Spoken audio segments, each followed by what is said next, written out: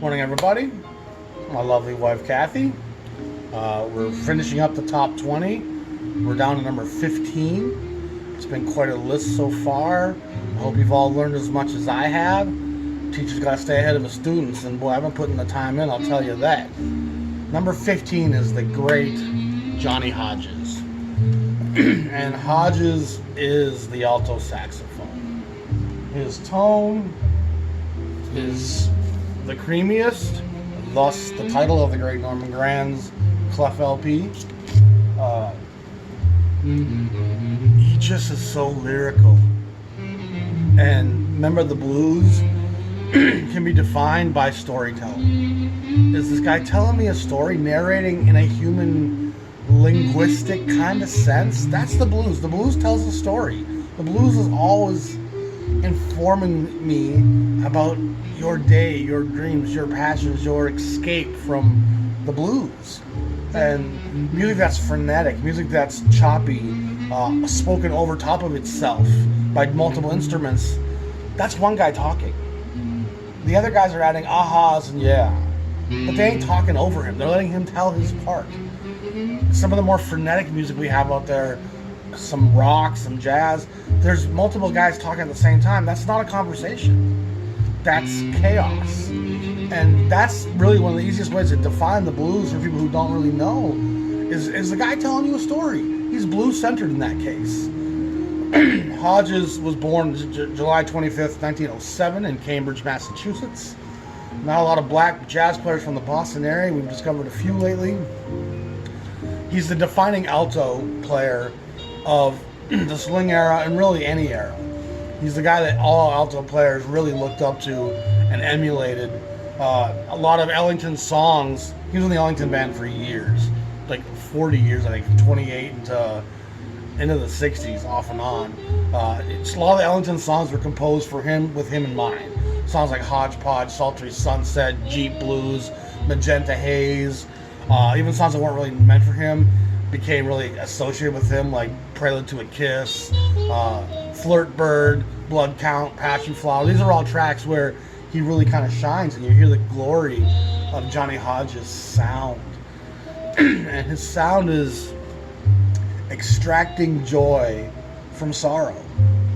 You know, Hodges he's that wise old man that puts you on his knee and tells you, you know, son, your knee is scraped. It's going to sting a little, but let me put a little chocolate in your palm. Eat that, you're going to think a little better for a minute. We'll put a Band-Aid on that, then I'm going to twist you by the ear and send you on your way because you're going to be okay.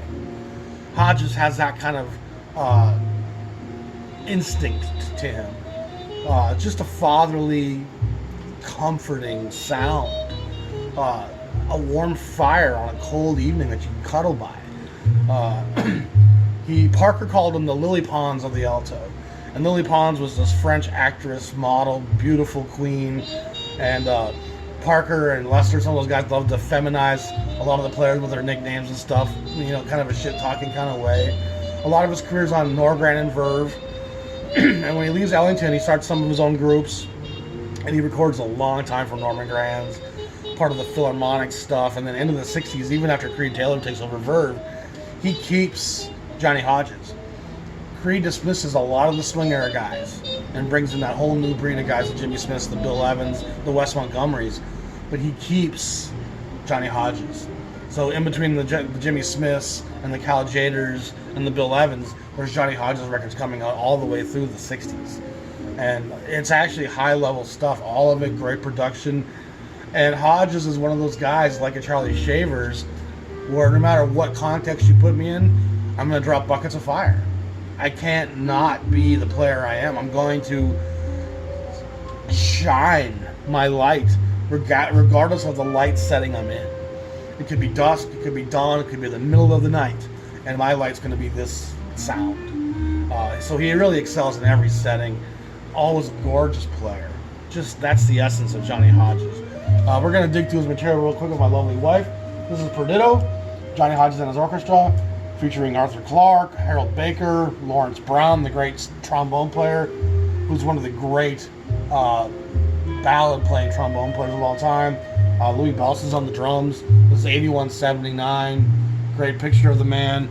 that gives you some insight into the playful, promiscuous, flirtatious, butt-pinching guy Johnny Hodges ultimately was. Tell me he wouldn't pinch your butt. Wife? That's a butt pincher. You've DJed with me in the club long enough to know, brothers, when a guy's gonna pinch your butt. That's a butt pincher. This is Duke's in bed. So they're playing Ellington stuff without Duke. 8203. I'm guessing those aren't Duke slippers. I'm thinking those belong to a rather elegant Middle Eastern woman who smells like Arabian Nights, I'm hoping. He makes a couple of records with Ellington here in probably 58, side by side and back to back. And these are both outstanding, real cooking sessions, doing a lot of great Ellington Strayhorn compositions in a smaller group setting. Ellington doesn't record on Verve. He's one of the few giants of the swing era that's not on Norgran Clef Verve family. He's on Columbia, Capitol, and bigger labels. But a lot of his sidemen are here, and they bring him in to kind of co-bill records. So it actually gives Verve a chance to have Ellington as a leader, even though he's billed as a co-leader. And these are just really records that everybody should look for. Ellington and Hodges here, golden stuff. This is not so Dukish. Johnny Hodges and his orchestra. He's just kind of branching out. And again, look at the flirtatious nature. Look at my brother. Tell me he ain't gonna flirt with you in a rainstorm stuck in a puddle. Waiting for a bus to show up. He's looking at you like, hey girl. There it is. Okay, happy with your groceries. He'll be a gentleman about it. He ain't gonna make you uncomfortable. In fact, he's gonna make you feel damn good about yourself. And that's the secret. Make a girl feel good about herself and let her talk a whole bunch. She'll feel comfortable around you real quick. Black men know that shit. My best friend, man, he'll listen to a girl talk all night and make her feel good about herself. Next thing you know, she loves him. Blue Hodge, Johnny Hodges, 8406. And I'm actually missing some of his earlier stuff on the Verve label. Some I'm going to pick up eventually. There's so much stuff that cocomes out 8,000 through 8350 by so many great swing artists. A lot of it's reissued from Clef Norgran. So Verve's just pushing tons of material out in the late 50s. And it's hard to sift through it all and get the time to listen to it all. And Verve catalog is massive. 800 records in the 8000 series alone, not to mention the stuff on the 5000, the 2000. There's a lot of different series of the Verve label. It's a pretty amazing body of work Norman Granz is responsible for. And that reason alone, he's one of the most important people in jazz, Norman Granz. This is Blue Hodge, 8406, and this is now Creed Taylor. So Norman Granz has been kind of pushed out and ends up at Pablo eventually. But like I said, Creed Taylor knew the value of Johnny Hodges. And it also tells you that Creed Taylor saw the sales numbers for Johnny Hodges records and said, you know what? The brother sells enough records, we can keep him on the roster. This is Johnny Hodges, Billy Strayhorn and the orchestra, playing with Billy Strays. Of course, Strayhorn was Ellington's right-hand man, co-composer of a lot of the great songs, writer of Take the A Train. Strayhorn is one of the great unknown giants of this music to a lot of beginners. To people who are deeper into the music and know Ellington, they know Strayhorn well. This has got some great players on it. Cat Anderson shows up on this, Howard McGee, Lawrence Brown, Quentin Jackson, Russell Procope, Paul Gonsalves is on this, Harry Carney. Serious stuff. Sam Woodyard's on the drums.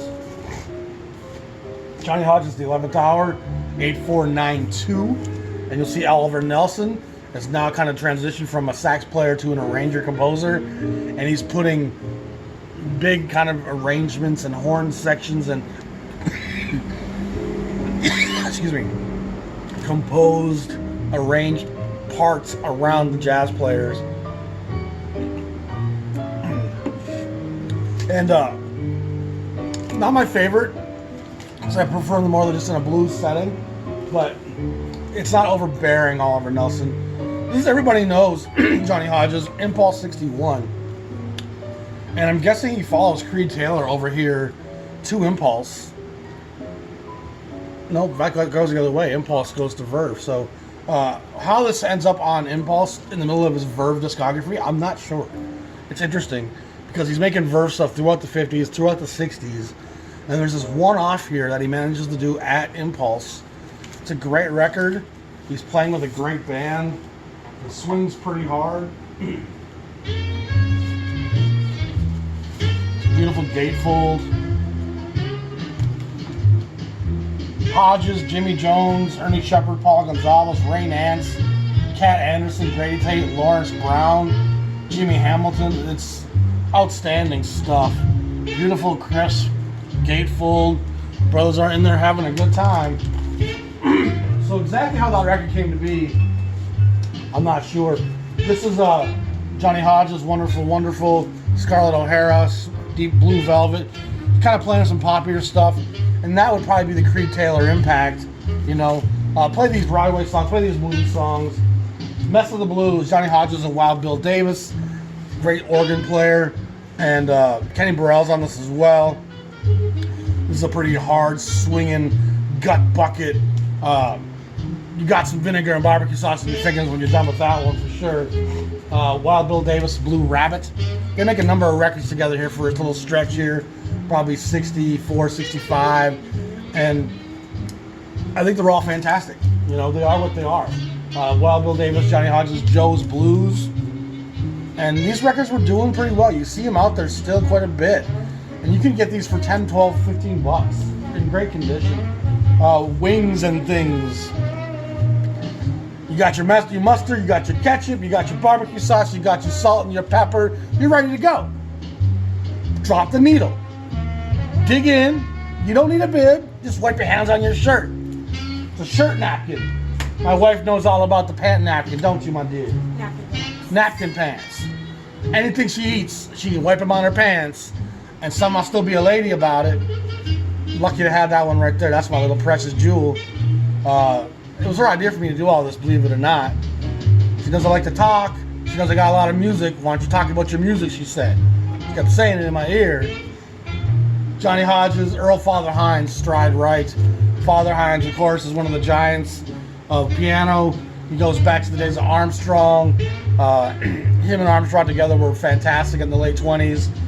Father Hines was one of the great band leaders through the swing era, and he really was a great school for a lot of the young kids to come up and through.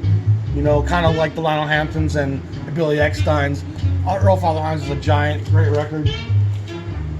Blue Pyramid, Johnny Hodges, Wild Bill Davis again, 8635. I've always loved this record, and I love the cover, the silhouette of the New York Water Tower, 8680, great session. Brought a lot of great players around this, and he often keeps Ellington guys close to him, but there's some other players on here like Hank Jones, Bob Cranshaw, Kenny Burrell. Serious stuff, beautiful record. The Subway, Don't Sleep in the Subway, Johnny Hodges. My man got his yellow outfit on, looking like he's ready to do some work. Hodges and Hines again. Swing is our thing. They're playing kind of a throwback set here. Rippin' and Runnin', Johnny Hodges, 8753, a promo DJ copy. I think I might have the yellow label even if I recall. Some of these Verve promos have yellow labels. Oh, it's got two sleeves on it. Why? Anyway, this is another great session by him, and it's getting towards the end of the Verve discography. And then this is Lawrence Welk and Johnny Hodges, really a Lawrence Welk record. A friend of mine recommended I check this out, and Hodges is just wonderful floating on top of this. A real simpatico, believe it or not, between the two of them. A record definitely worth finding. From the bottom or the top? From the top, right there, top right. This is the bottom. Yeah, that's the top. Lou Donaldson is number 14 on the list. And Lou is a true giant of this music, and he doesn't deserve near the credit that they should get. I talk about him I did an episode on Lou Donaldson probably last month, and you can kind of delve deeper into it if you want to watch that episode. Again, number 14 on my list, November 1st, 1926, Baden, North Carolina. In the early 40s, he joins the Navy. He ends up in Chicago and the Great Lakes base. He's hearing the Chicago blues, he's hearing Chicago bebop and the changes in the music. He gets excited, starts to want to play it. He ends up going to New York, works with Milt Jackson early in the mid-50s. He works with Monk in the early 50s on some recordings. Kind of gets himself established right away, and it gets the attention of Alfred Lyon, who brings him into Blue Note studio, and he starts tracking for Blue Note. And throughout his career, he plays with great players, from Blue Mitchell to Horace Silver to Art Blakey. He's on one of the greatest sessions ever, the Birdland Blakey Jazz Messenger early session, opposite Clifford Brown. And remember what I said about Harold Land? If you can play with Clifford Brown, you deserve some recognition. Clifford Brown is a tornado in a horn. He's just spitting lava, and it's coming at you at a high velocity. And if you're going to be weak, you're going to be exposed. Donaldson is ready. Donaldson steps up. He plays with Jimmy Smith in some of his great live recordings. He comes definitely from the bebop school, and he's firmly rooted in the changes in the velocity and the tempos of bebop. And his early recordings reflect modern bebop, post-bebop into hard bop. And then as the 60s come along, Blue Note goes boogaloo. He goes to Argo for a while. He goes back to Chicago sound. And he ends up coming back to Blue Note and ends up more in the soul jazz vein. But it's Lou Donaldson's slice of it, and it feels very genuine. It doesn't feel like, oh, I'm going to be part of the new trend. It feels like this is kind of where I was always going to end up being. As I got a little older, my pants got a little tighter, and the ear starts going in my hair. I got ear hair. I'm going to slow down a little bit and play a little bit more for my soul. This is actually a reissuing of some earlier recordings from '53 that Blue Note puts out on the LP there in '56. And now, Wailing with Lou, 1545. This to me is where he really starts hitting his stride, swing and soul. This is an outstanding session with Herman Foster on the piano, who also has a great record as a leader on Argo. Peck Morris is on the bass, Dave Bailey and Ray Barretto. He plays lyrically. He plays with the blues, even as a bebop-fueled guy. He never really gets away from that Lester Young storytelling. And Donaldson on a ballad, yes please, takes off. This is a serious Donaldson record with Bird, Fuller, Clark, Joyner, and Art Taylor. And there's a tip for you, I've said it before, if Sonny Clark is on a record, expect a little more edge, fire, grit, desperation from that record. Clark just imbues a certain amount of black vitriol. He seems politically charged, dissonant in a social context. And he always seems to channel it and impregnate that on the guys in that session. He's a very strong sender of his emotional context. One of Donaldson's true classics is the Blues Walk record. I actually had him sign this for me. I saw him live in Minneapolis probably 15 years ago at the Dakota, and he's flying through the changes of Cherokee at 80 years old. He's still with us, I believe. I don't think he's passed yet. I love Lou Donaldson. I have the highest respect and reverence for the guy. A lot of collectors kind of sleep on him, you know, and Donaldson's records also sold well. And I think a lot of collectors hear his later shingling kind of boogaloo stuff. I think that's all he was. And he's got a bit of a playful personality, which seems to always get held against a jazz guy. They always got to be angry and upset. Not everyone's personality is that way. Donaldson's a playful guy. You know, he'd probably be a fun guy to sit down and eat a plate of wings with. He'd probably tell you some fun stories, all the while keeping one eye on that gal in the corner. You know, he's very mischievous with his glances and his looks. And that personality inflects in their playing. This is jazz. Jazz is all about me expressing my emotional context, improvising on how I feel. And so if my personality isn't coming out, I'm not doing jazz. Jazz has to be an emotional release. Lou Donaldson with the three sounds.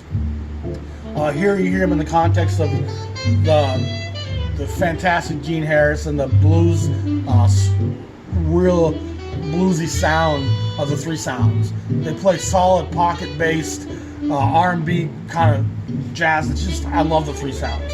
And Lou Donaldson fits in with that as perfectly as he does with Jimmy Smith on some Hound Dog Blues, and as he does with the bebop guys. Sunny Side Up with Bill Hardman on the trumpet, Horace Parlan on the piano, big Horace Parlan guy, Sam Jones, Layman Jackson, and Al Harewood. Fantastic stuff. You can hear him. He's got a great sound. Lightfoot. It's starting to stroll now a little bit more towards, it's not soul jazz yet, but he's starting to do stuff more with guitar players and organ players and conga players. Ray Beretta, the conga players on this one, and Herman Foster's on the piano again. And so it's just got a little bit of swing, fun. Here's another kind of fun cover. Here 'tis, and there's Lou giving the brother $1. Grant Green, Babyface Willette, Dave Bailey. And so we're in 1960, 61 here, probably 60. And with organ, guitar, drums, and Lou, you're starting to see him actually help to shape what's going to be known as soul jazz coming up down the road. It's a very natural transition for him. He comes up in this environment. Gravy Train, 4079 from 1960. Herman Foster's still with him for a long time here. And if you haven't heard Herman Foster's record on Argo, it's a great record. Ben Tucker's with him, Dave Bailey, Alec Dorsey on the conga.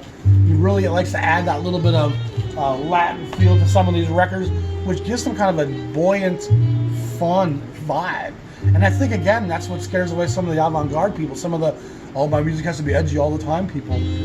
Conga's a fun thing. You don't like a lady in a grass skirt shaking her hula hoops? What's the matter with you? Shake her hula hoops to Sun Ra. Believe that. This is a great record, The Natural Soul, with Tommy Turrentine, Grant Green, John Patton, Ben Dixon. And again, you're really going to get the vibe from that cover in this music. It's going to feel like that smile. And if you don't want to smile like that some days, I don't know where you're going to go. Good gracious. Look at this one. My wife can tell you from the bar, she knows all about that look. She's walked around the club many a night in her high heels and little skirt, and the brothers walk by saying, good gracious. And they were the most respectful bunch ever. They had a respect for me as a DJ. They loved what I was doing. And she'd be approached and she'd say, I'm with DJ Dan. And she never, ever got hassled. Ever. And if she did, it was by some drunk white guy who didn't give a fuck who I was. You know? But it didn't stop them from saying good gracious and taking a peek. You know what I mean? I'm gonna get back to my bread pudding, but goodness, girl, you got some juice in the berry. Now he moves to Argo, and he's at Argo 63 through 65 or so, and he actually makes a string of great records there that are underappreciated. People don't care about him, and you can get these for $10. Signifying, Argo 724, Possum Head, Argo 734. Coleslaw. Like my wife said, coleslaw. Are we getting the picture here, people? Musty Rusty. Girl needs to take a shower when she musty rusty. Yeah. Rough House Blues. See what I'm saying? She missing a few teeth, but if she's gentle enough, we can still work with that. It's a rough house. Lou Donaldson, Blowing in the Wind. He's covering a little bit of pop music, but he's going to put the blues on top of it. This is Argo number 789. So the 700 series, he has about 10 records here. Lou Donaldson at his best, and it's not a greatest hits. It's a record just called At His Best. Lou Donaldson, Fried Buzzard. Now, I don't know about you, but Fried Buzzard, you got to go to Soul Record in Memphis to get you some Fried Buzzard. Because they don't serve that at McDonald's. You can't go into Perkins and say, let me get a side of fried buzzard with my coleslaw. These records embody these sounds. Like Jimmy Smith was doing back at the Chicken Shack, and those records with those titles and that embodiment of the black community. Donaldson's doing the same thing. He's saying this music is about the black experience. And the black community instantly knew what that was about. And it's always been kind of a way of making people remember this music is our music.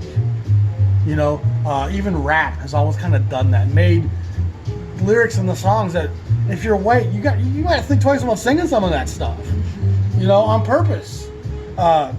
This is where he comes back to Blue Note now, 1965, 42-63, and Alligator Boogaloo is straight in the Boogaloo vein that starts with Sidewinder by Lee Morgan, and this is probably as big a hit as Sidewinder. This really was massive, Alligator Boogaloo, and it really kind of ends up becoming what people think of when they think of Lou Donaldson. They think of this, and this is a small part of his career from 65 to 69, 70. He's doing this kind of real soul jazz, boogaloo. There's almost always at least one boogaloo track on each record. This one's actually been sampled by Kanye West on Jesus Walks. Ode to Billy Joe. Great track. Lush Life, Lou Donaldson, 1967. Hot Dog. Now, if that's not some innuendo right there, she holding that dog, and she got a big old smile on her face because she knows where that dog's gonna go. That dog's gonna hunt.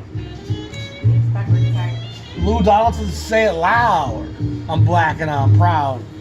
James Brown's starting to make real inroads in the late 50s and in the early 60s, mid 60s, and James Brown goes from being kind of a real sexual R&B guy into really professing black pride, and it crosses over into jazz, and these guys are covering Brown's tracks because they want to identify with that movement. I play that at my gigs quite a lot. Midnight Creeper, love this record. It's bluesy, soulful. That black cat is cute, and that kitten's not bad as well. Lou Donaldson, everything I play is funky, and you can believe that to be the truth. That's just how that's gonna go. Adorable. I love Lou. He's just a mischievous looking brother. Then Lou Donaldson, Cosmos. This is kind of getting later here. Sweet Lou. Now we're getting into the 70s. Sophisticated Lou. And these Blue Note covers are awful at this point. And this is Midnight Sun. Something I'm going to guess Tone Poet will hit eventually. This didn't come out at the time. It's from like 61 if I recall. And this is a great record. This goes back to the days of Parlan, Tucker, Ray Barretto, and Al Harewood. Great stuff. So that wraps up Lou Donaldson. So now we're going to move to the next guy on the list. Number 13, the great Eddie Lockjaw Davis. And that's another guy we just did an episode on not too long ago. And you should look that episode up if you want more of his background and the details on the great Lockjaw Davis. He's born March 2nd, 1922 in New York City. He comes up playing with Cootie Williams, Lucky Millinder, Andy Kirk. He plays with Louis Armstrong. He's playing with a lot of the giants in the 30s into the 40s. Count Basie. He's pretty firmly rooted in that same tenor sound as the Ben Websters, the Coleman Hawkins, the Dexter Gordons, the Lester Youngs, the Lucky Thompsons. He's that sound. He wasn't an educated guy in terms of schooling, but he knew the blues inside and out.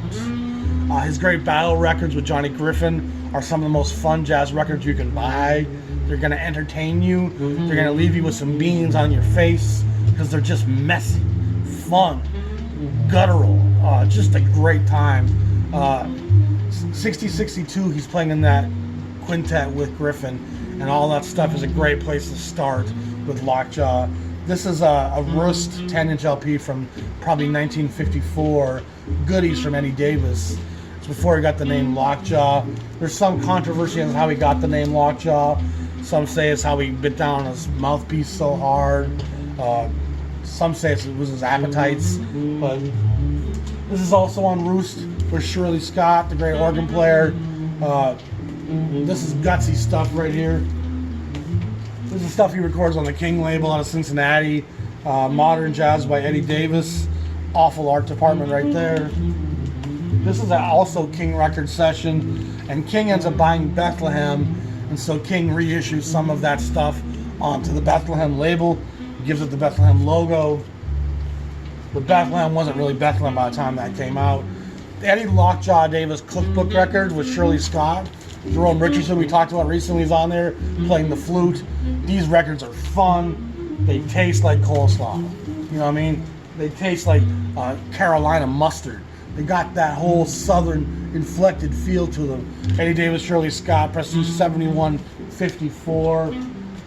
There's the second cookbook, 7161. There's very Saxes. Someone asked me about this one a lot not too long ago. Probably on either the Arnett Cobb or the Buddy Tate part. But here's Lockjaw, Coleman Hawkins, Buddy Tate, Arnett Cobb. All four of these guys are serious blowers of the blues. And I can tell you one thing, when these four cats were hanging out, there wasn't a long face in the place. There was a lot of mucking going on, clowning, horsing. They would playing. They were having fun. And that's the essence of swinging the blues. Is we ain't gonna talk about the shit times. We're gonna talk about having a good time. And by the time we done making the mess we're gonna make, y'all gonna have had a great time. You got some sweat on you. It's okay. Shirley Davis again, Bacalao. Nice little record. I love this one with Shirley Scott, Jaws in Orbit. One of my favorite records that he does with Griffin here on Prestige, 7191, the tenor scene. And there's the diminutive Johnny Griffin at 5'6", my height, slender, well-dressed, his tweed jacket and tie firmly attached and debonair and together. Then there's Lockjaw. The shirt collar's unbuttoned, he's loose, he's blues, he might have some crumbs here on the side of his mustache. They're very different characters. And Griffin plays fast and furious, and Lockjaw plays the blues with a kind of sexy, relaxed nature. And for me, the fuel for Lockjaw is definitely a sexual fuel. This is Train Whistle, Lockjaw Davis Big Band with Oliver Nelson and Ernie Wilkins arranging. This is kind of a bigger ensemble. Eddie Lockjaw Cookbook Volume 3 with Shirley Scott, 7219. He's a big presence at Prestige, going to the meeting, 7242. I Only Have Eyes for You, 7261. Tracking, 7271. This is Battle Stations with Johnny Griffin, and a lot of the records are going to be at Riverside as well. Smoking, Lockjaw Davis and Shirley Scott. Lockjaw Davis with Johnny Griffin, the first set live at Minton's. This is with Davis, Griffin, Mance, the Midnight Show at Minton's. The Late Show, Minton's again, Volume 2, I think 3. This is a great record on the Moodsville sequence. Soft, balladeering, green, smoky, just fantastic stuff. And there's another Moodsville record, Moodsville 4 with Shirley Scott. I love anything on the Moodsville label, to be honest. Moodsville 1, Red Garland Trio, and Eddie Lockjaw Davis. That's outstanding stuff. Here's some stuff on Riverside. This is with Sweets Edison, who's one of the great trumpet players of the swing era. It's just called Sweets Edison and Lockjaw Davis. Eddie Lockjaw Davis, Afro Jaws. That's his record on Riverside alone. And most of the rest of the stuff's going to be on Jazzland. And the Jazzland stuff's all going to be with Griffin. And these records are all fun. Looking at Monk, Griffin Lock, Blues Up and Down, Griffin Lock, Johnny Griffin and Lockjaw Davis Quintet Tough Tenor Favorites. This is Tough Tenors. And then this comes later. It's from the Black and Blue label out of France, I believe. Jaws Strikes Again. Beautiful tone. Wonderful maturity from him as a grown man. He's got some gray in his whiskers at that point. One of the great giants. Like I said, if you want more on the great Lockjaw Davis, check out my episode on Lockjaw. It's worth looking into. So that moves us up now to number 12 on the list. Cannonball Adderley. Julian Cannonball Adderley. And Adderley is a very important figure from the Tampa Bay area in Florida. Him and his brother Nat show up on the scene. I gotta pause this for a sec. Back there, do real quick, grab a record I put aside for a different thing and needed to bring it back over here. Adderley, like I said, is a Florida guy, born September 15, 1928. He's one of the giants of the alto. Him and Jackie McLean are kind of the guys who carry the flame after Parker. He goes to New York City. He played with Ray Charles in the 40s down in Florida when Ray Charles was living in Florida for a while, Fort Lauderdale or something like that. But he moves to New York. Eventually, people start calling him Cannibal because of his voracious appetite.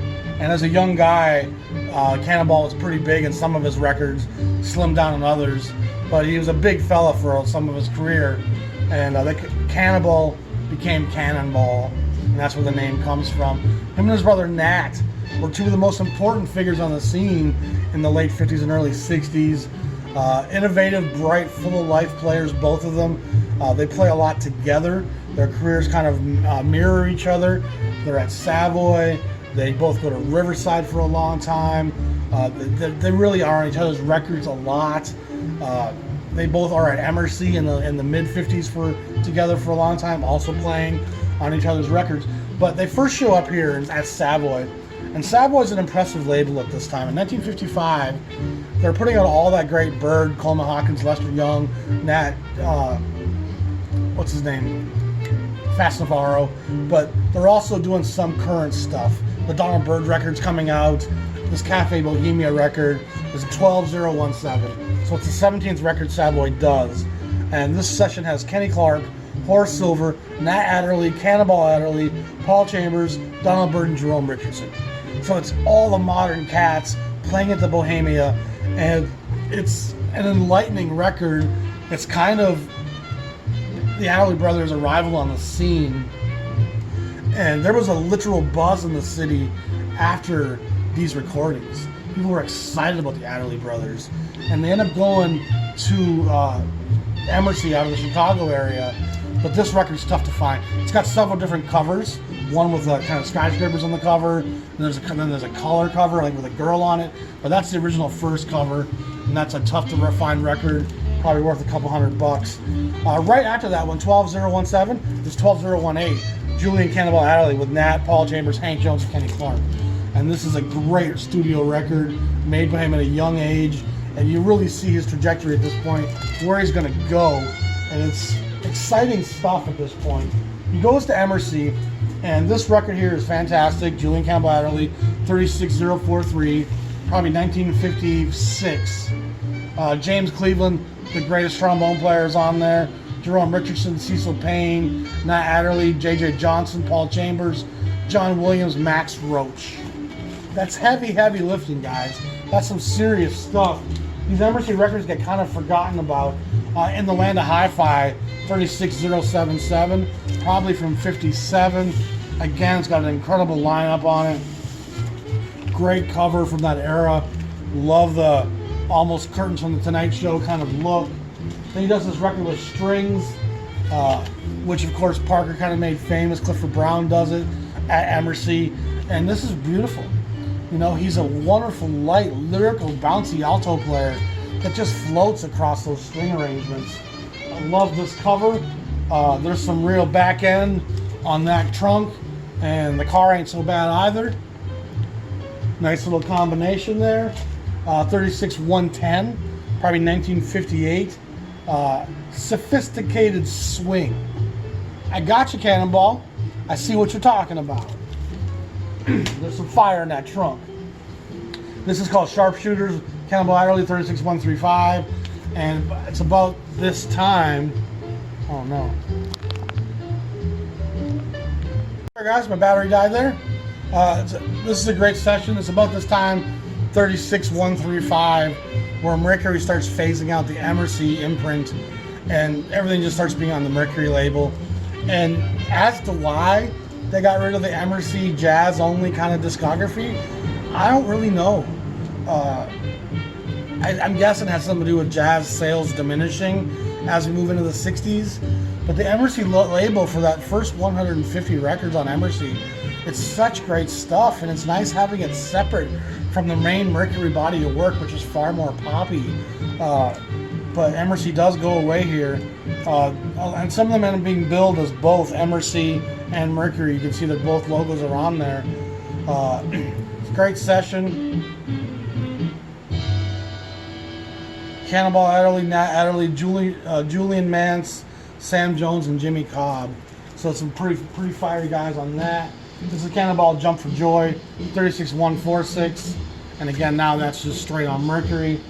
And this is a great record, Cannonball Adderley Quintet in Chicago.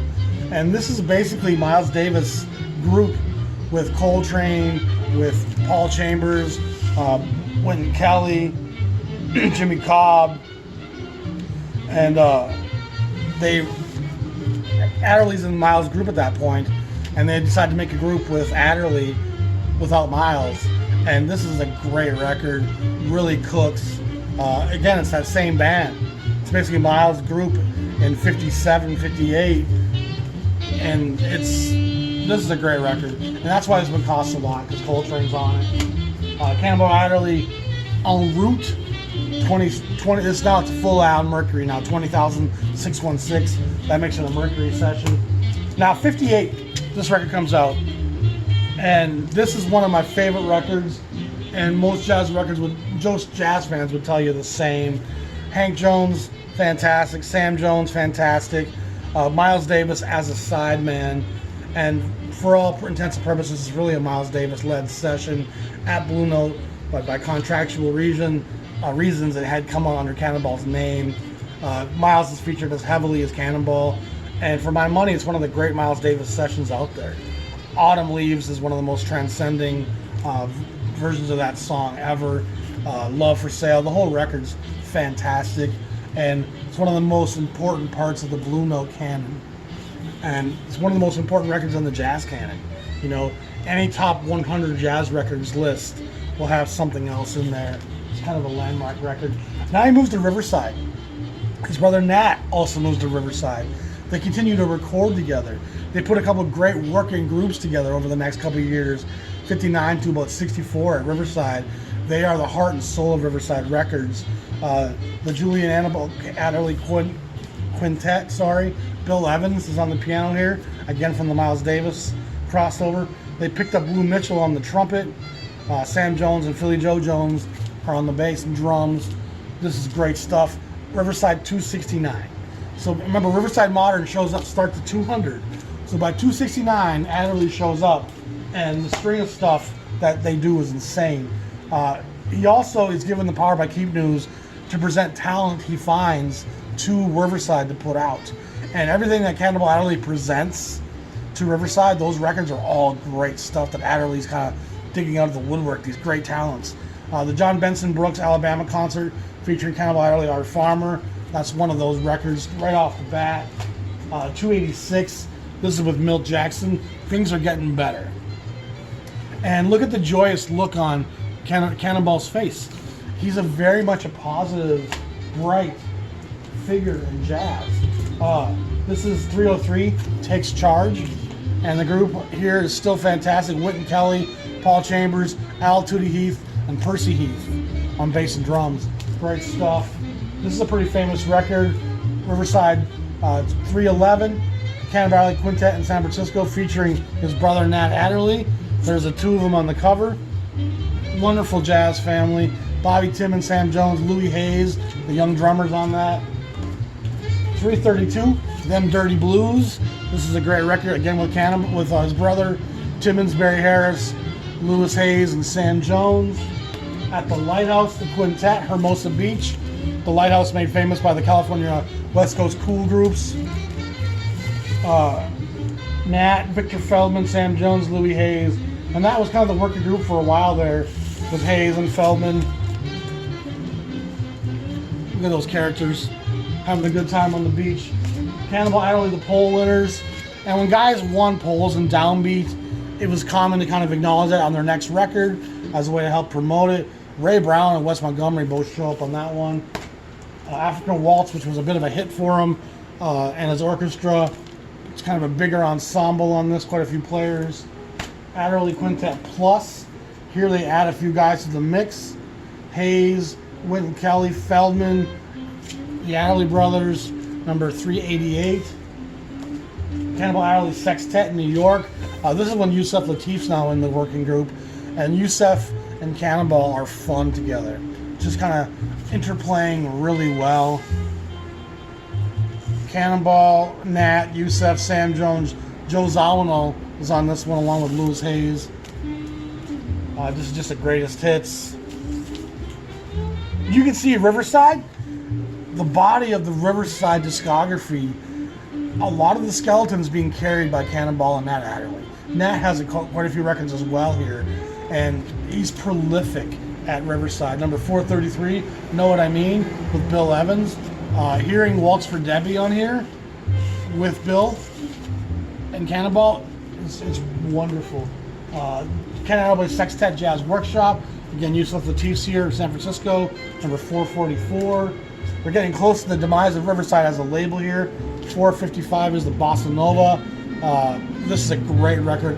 Cannonball's light tone plays the Brazilian sounds really well, and this gets reissued. He moves to Capitol soon after this, and Capitol reissues it with a different cover, so be careful. Nippon Soul is recorded in Tokyo, 477, and this probably comes out after Riverside folds up. Why Am I Treated So Bad? Now he's on Capitol, and his Capitol stuff is somewhat diminished. It's somewhat a little bit more polished and accessible. There's still some great stuff on here. This is the Boston Radio Sextet. This actually might be that Brazilian one. Nancy Wilson. So he's in a bit more of a pop setting here, but it's still great, well-produced stuff. Another Capitol live record. And then in the late 60s, he starts to move more towards R&B, fusion. If you like Freddie Hubbard stuff from CTI, what he does here on Fantasy, Inside Straight, this is a really funky, really great band on here. That's a fun record with a whole lot more pocket to it than anything that Bitches Brew ever manages to do. You know, that's a fun record, Inside Straight. And again, if you ever have a chance to buy this Bohemia record, I can't recommend that record enough. It's brilliant. So now we're moving on to number 11, and we're going to talk about the great Jackie McLean. And Jackie is a fiery Charlie Parker protege. And at this stage of his career, he's very much sounds like a Charlie Parker protege. But that's true for most people in the music.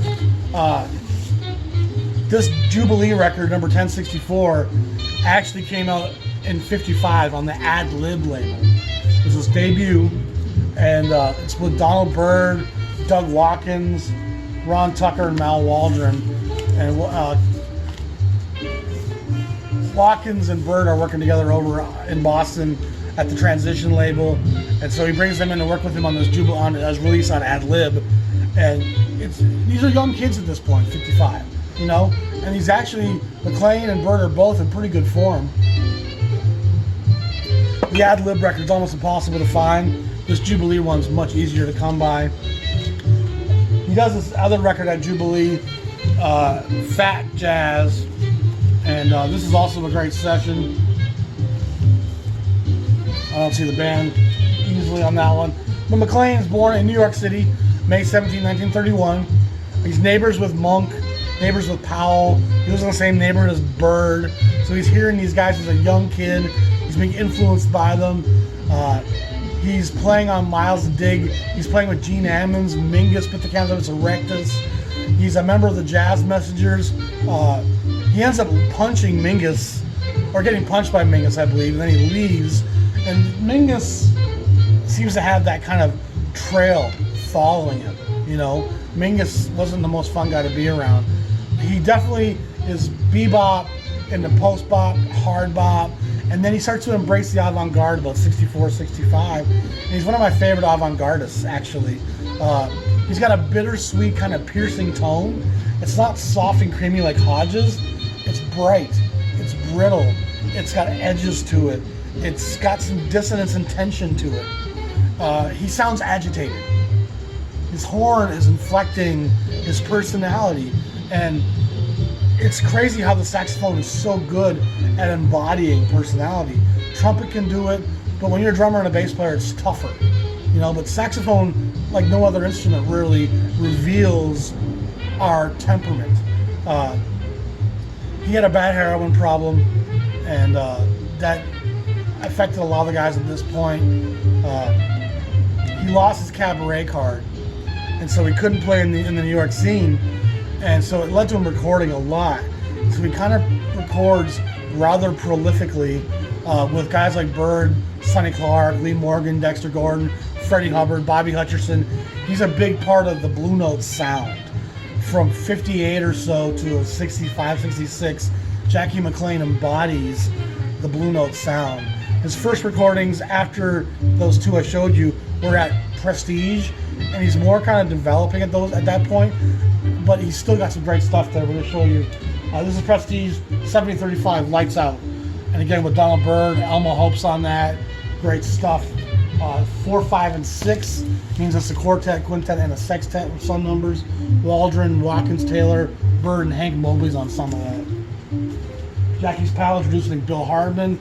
Bill Hardman's a great trumpet player, doesn't get a lot of recognition. Waldron, Chambers, and Philly Joe, number 7068. This is 7087, introducing Ray Draper on the tuba, who ends up getting a couple records of his own after this. This is a fun record, hard driving, hard bop. Alto Madness, John Jenkins shows up on this along with Jackie. If I recall, I think they each get a side here. No, they're actually playing together. This is a great record. Haven't listened to it in a while. Not my favorite cover. Prestige had a much cheaper art department. This is on New Jazz, probably 1959. Jackie McLean, Jack McLean's Scene. And of course, that's still Prestige, New Jazz. Also on New Jazz, Making the Changes, 8231. And Prestige starts putting more adventurous music on the New Jazz label. A Long Drink of the Blues, that's a great record, 8253. And then this is Jackie McLean's Strange Blues, which comes out later but was recorded earlier. Now we're moving to Blue Note. 4013. This is his Blue Note debut, 1958-59. Bird, McLean, Walter Davis, Pete LaRocque, and Paul Chambers. This record cooks. New Soil. Absolutely fantastic. If you watch the Ken Burns jazz documentary, I love hearing McLean talk about Parker and how sad it was to watch Parker deteriorating, borrowing him a saxophone so he could pawn it to get heroin. Swing, swang, swinging. Jackie McLean, 4024. All these Blue Notes are outstanding. The Capuchin Swing, off the little Capuchin monkey down there. Interesting name for a record. Jackie McLean's Bag. Of course, the classic Reed Miles album cover. Bluesnik with LaRocca, Doug Watkins, Kenny Drew, Freddie Hubbard. Outstanding record, another great cover. A Fickle Sonnets with Sonny Clark, Butch Warren, Billy Higgins, and Tommy Turntine. And these records are the Blue Note sound. It's around this time, 4106, The Freedom Ring, where he starts moving towards the edges. Walter Davis, Herbie Lewis, Billy Higgins, McLean's fiery here. This was a session that didn't get released at the time. It was given the number 4116. It was shelved. The Japanese eventually put it out. Awful cover, but straight Jackie McLean. Now this record here, One Step Beyond, is where he starts pushing the boundaries of his music and starts really embracing the avant-garde from the Blue Note perspective. Blue Note is willing to go out, but Alfred's not going to let you go too far out, you know. And there's edge, there's dissonance, there's bright yellows, oranges, just colors that are going to infuse your vision and be blinding. Like it's seeking. Again, he's got that same kind of brittle tone that's piercing and wanting to discover, and it's going to peck through the darkness and try to find its way to what it's looking for. This is a highly rated record. Collectors are looking for it always. It's a tough one to come by nowadays. It's Blue Note royalty, really, this record. And one of the great examples of the edges of Blue Note sound. Jackie McLean, Grosjean Moncourt, Eddie Kahn. It's just a great lineup. Japanese pressing, of course. Destination Out. Now they start pushing the boundaries here a little more. But again, Blue Note doesn't let you go too far out. Hutcherson's on this, Grosjean Moncourt, Larry Ridley, and Roy Haynes. Outstanding Blue Note right there. All these covers that look like this are kind of similar. Charles Tolliver, Herbie Hancock, Cecil McBee, Roy Haynes. It's Time. That's classic Reed Miles album cover. Classic Blue Note sound. Right Now, Jackie McLean, Larry Willis, Bob Cranshaw, and Clifford Jarvis. 4215. Action, Action, Action. Again, great Reed Miles cover with Hutcherson, Tolliver, Cecil McBee, and Higgins. New and Old Gospel. This one actually has Ornette Coleman on the trumpet. Ornette Coleman's not the most comfortable trumpet player. Aaron McLean wasn't thrilled that he showed up with his trumpet and not his saxophone. It's a pretty out record, but it's still got some kind of blues and gospel tinges to it to kind of balance it out. And then this is Tipping the Scales, 4427. Comes out after the sale of Blue Note. Doesn't come out till much later, even though it's from 1962, with Butch Warren, Sonny Clark, and Art Taylor. Great stuff. There's a few other McLean sessions that were shelved that have since been released by the Japanese or in America in the 80s that I haven't got yet. He's a big body of work at Blue Note. And then he goes on to make Demons Dance and some even more kind of art, fusion, avant-garde, real blend of stuff. McLean's a giant, and he stays with us into the 2000s. He was a great progenitor of the music, kind of helped share with another generation or two of kids. Jackie McLean's a giant and deserves all kinds of recognition and credit. So that's number 11. So those were all heavy hitters at this point. And now we're in the top 10. Stay tuned for the top 10. Thank you, my pretty wife, for her help. And we'll have the top 10 coming to you this weekend. You all be safe. Have a great day. Peace.